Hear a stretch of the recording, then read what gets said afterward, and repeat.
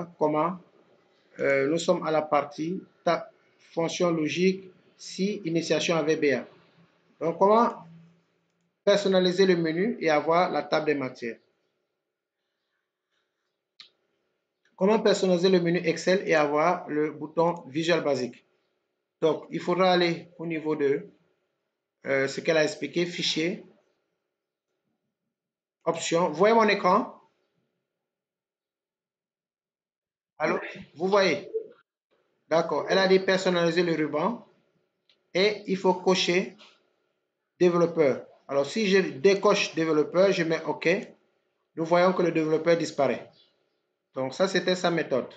Alors, la méthode, les raccourcis, c'est quoi? Il faut se positionner sur la barre de menu. Vous voyez, n'importe où. Ça peut être sur affichage, ça peut être sur révision. Je fais un clic droit et je mets personnaliser le ruban. Donc, ici, dans ce raccourci, ce qu'elle a donné est juste, mais dans ce raccourci, vous avez directement personnalisé le ruban ici.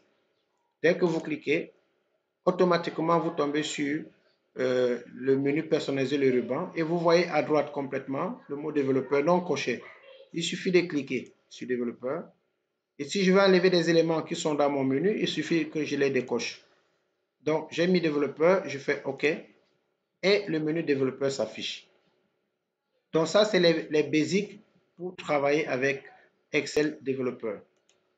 Alors, le menu développeur qui s'affiche, qu'est-ce qu'il contient? Quand je clique sur développeur, vous allez voir Visual Basic à gauche, vous allez voir macro, vous allez voir ici aussi insérer. C'est là où vous aurez les contrôles des formulaires, parmi lesquels les boutons. Donc, je vous présente juste pour cette partie-ci le menu.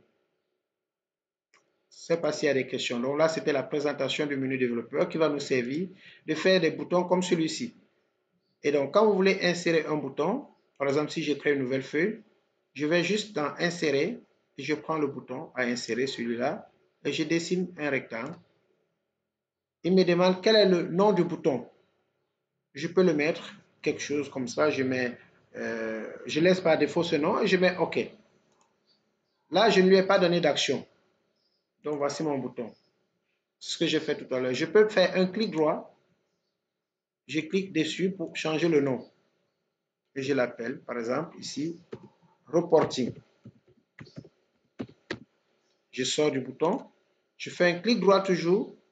Et il me donne un menu format de contrôle pour pouvoir faire les mises en forme. Donc, je peux mettre la taille, le gras, la couleur, la police. Et je mets OK. Donc, voilà un peu. Pour le déplacer, il faut faire clic droit et porter le bouton.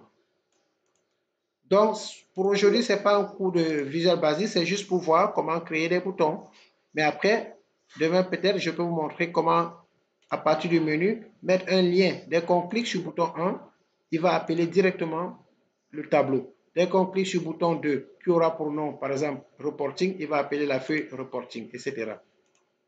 S'il n'y a pas de questions, on termine. Il fait 12 heures, on termine par les fonctions si imbriquées. La correction, on n'a pas fait la correction. Oui, est-ce qu'il y a une question?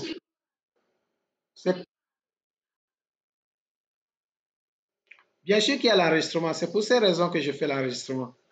C'est pour que vous puissiez regarder l'enregistrement à tête reposée. Il y a 2 enregistrements qui sont faits. Et l'enregistrement, si vous voulez marcher à pas de tortue, vous pouvez vous regarder doucement, vous mettez pause. Vous aurez tout votre temps. Donc, il n'y a pas de souci à se faire pour la vitesse. La vitesse, c'est le temps. Il fait 12h01 et je vois qu'on n'a pas vu la partie fonction logique. Mais j'enregistre déjà.